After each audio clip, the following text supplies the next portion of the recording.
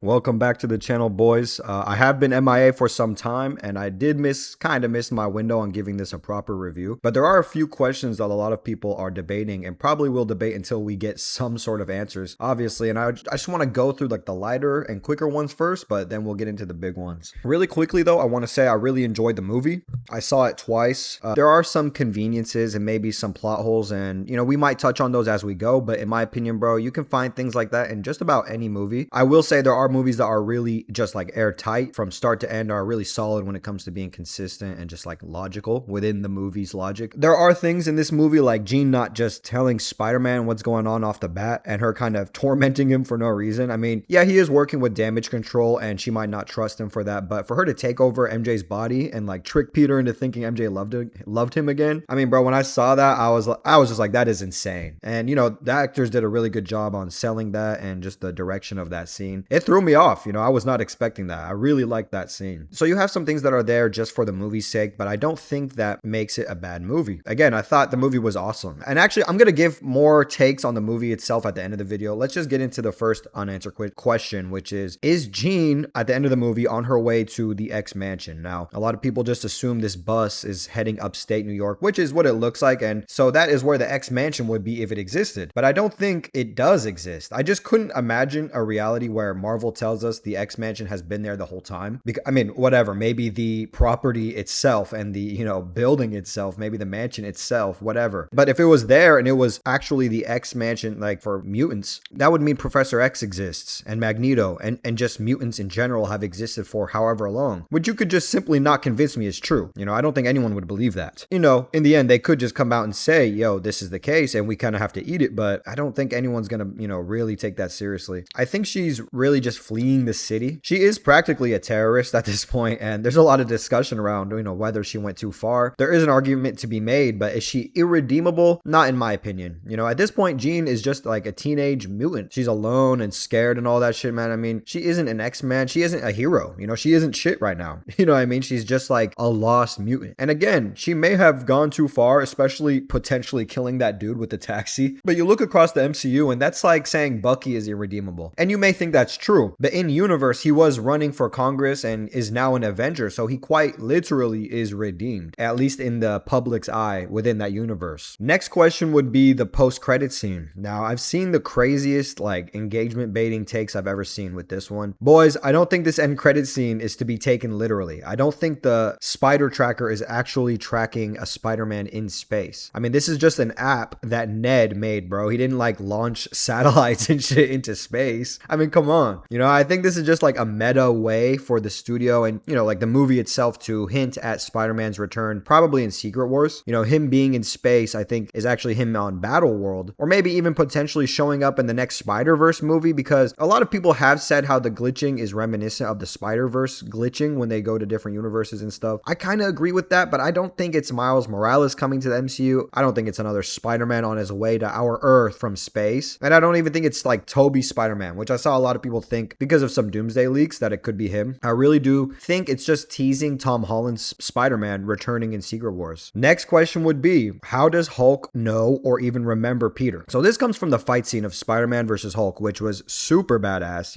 except 90% of it was shown in the trailers, which really pisses me off. Nonetheless, still a crazy and awesome like fanboy thing to see. But at the end of the fight, when Hulk is about to like seemingly rip Peter's head off of his body, Peter tells him, I'm a friend and, whatever. And it seems that Hulk kind of remembers this and just lets go. He doesn't want to hurt him anymore, which honestly, it was I thought that was very convenient. You know what I mean? Whatever. Right when I saw this, I was like, how does Hulk know Peter or even Spider-Man for that matter? And you have people that bring up this comic panel, which look, I understand. And believe me, we have all seen this comic panel. It just doesn't matter. Okay. This isn't some in-universe comic, bro. We can only go off what is established in the movies. We're talking about the MCU movies and that's it. Okay. Hulk hasn't even been on Earth since Age of Ultron. Anytime Bruce or Hulk would have met Peter was while Bruce was Smart Hulk, which is technically Bruce. He explains it to be Hulk's strength and obviously like kind of his body with Bruce's mind. He calls it the best of both worlds. People bring up Tony Stark's funeral. Okay, yes, we can see them both there and they probably met. I have no problem with that line of thinking. But Doctor Strange's spell to make everyone forget Peter Parker was after this moment. It was after Endgame where they may have met. So Bruce forgot forgot who he was. Even in this movie, Peter introduces himself to Banner at the college as fucking Ned Leeds, which I thought was funny. But the point is, if Bruce somehow still remembered Peter, he wouldn't have believed him. Obviously, he would have been like, bro, no, you're not Ned. Your name is Peter. I know you. Hi, Peter.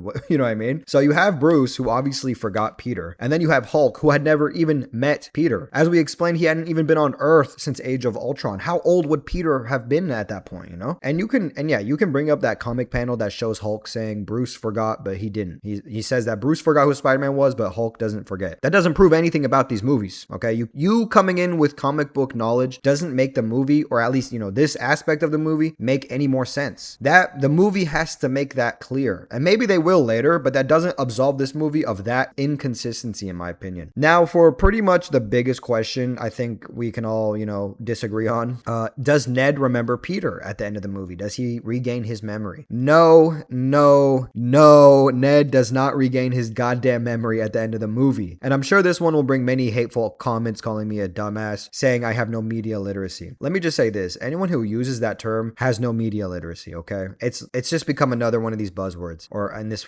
case, a buzz phrase. If you think that it's so obvious that Ned regains his memory, let's just say you are better than the rest of us. I want to give that to you now because I know you're dying to remind us all how smart you are, okay? You are the best. You are better than me in every way. Anyway, in my opinion, this is simply Ned remembering MJ calls Spider-Man Peter. And in that scene where she calls him Peter, the movie purposely stays with Ned and MJ to show us Ned realizing Spider-Man's name is Peter. Now, that doesn't just happen for no reason. Nothing in a movie happens for no reason. It wasn't for a joke. I mean, because it wasn't even funny. It was just simply to show us he knows Spider-Man's name is Peter. So that later, when Peter properly introduces himself as Peter and does the handshake with him, Ned puts two and two together and realizes, oh, this is Spider-Man. Ned can easily remember a handshake without remembering who Peter is. Like, the handshake has nothing to do with Peter Parker. That's why you could just tell he was just doing it from muscle memory, and he couldn't quite understand how he was doing it with like a complete stranger. And that's why he looked confused at the end of the handshake. Almost like he's like, how the fuck did I just do that? And that's when he realizes, oh, this is Spider-Man.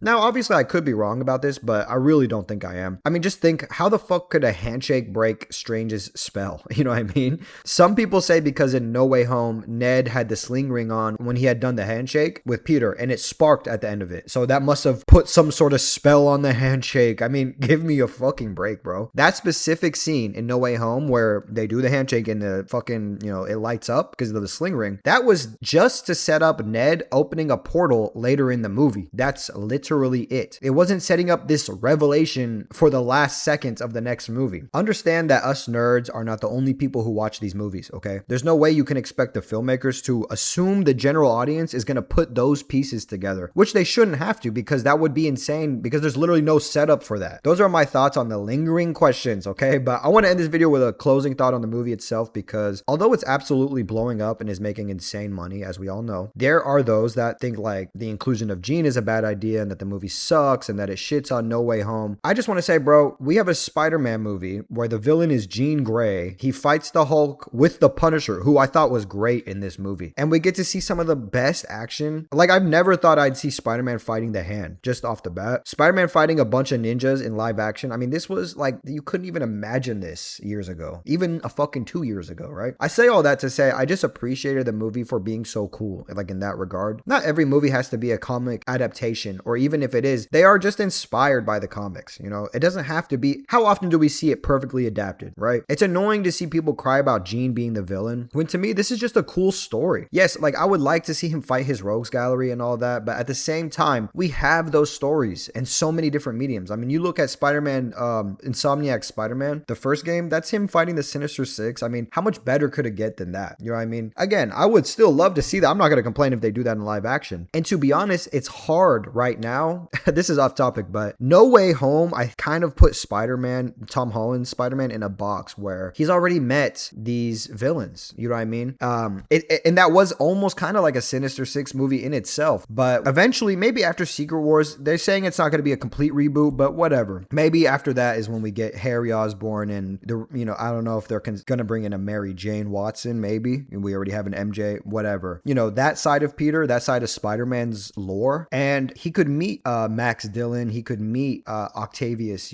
before they become their villain counterparts. And him being so suspicious conscious of them or just being so, on edge with them, whatever, it becomes a self-fulfilling prophecy where he inadvertently causes them to become villains. Like somehow, my point is we are in a box, okay? Just in this moment. I mean, the MCU is about to go crazy right now with Doomsday and Secret Wars. So this is just the last Spider-Man before those movies. I think this is just a dope ass story, bro. I mean, like when you really look at it without a critical, I'm not saying enjoy slop, okay? But I'm saying without being so critical, just as a fan of Spider-Man, and to watch him do all this shit, to watch him fight Hulk, to watch him fight Hulk with Punisher, and Punisher actually not being, they did pretty good with him. And then the villain in the end being Jean Grey. Hey man, that's pretty dope. I mean, in my opinion, it's dope. And you know what? With the dog shit we've been getting with the MCU since Endgame, besides No Way Home, in my opinion, besides No Way Home, Thunderbolts, and Fantastic Four. So the last two movies were fine. Thunderbolts and Fantastic Four, I liked those movies. I liked Fantastic Four a lot more than I guess a lot of people did. But these three movies, like I'm not looking for another Winter Soldier. Obviously, I'm gonna eat that shit up. Pause. If they drop it, but at least we're not getting a Brave New World. At least we're not getting the Marvels. At least we're not getting fucking all of the dog shit we've been getting. You know what I mean? But yeah, I went off topic. These are my thoughts on the movie and just those questions that are lingering, bro. I really thought this movie was awesome by the literal definition of the word awesome. It was just, I was just having a great time, bro. And we'll see how we feel about it, in a year or whatever, man. Thank you for watching the video, bro. I already know I'm gonna get some people calling me an idiot and shit. Hey, it is what it is. I just appreciate you watching. If you're listening to this right now, you made it to the end of the video, bro. Thank you. Let me know in the comments what you thought, bro. Peace.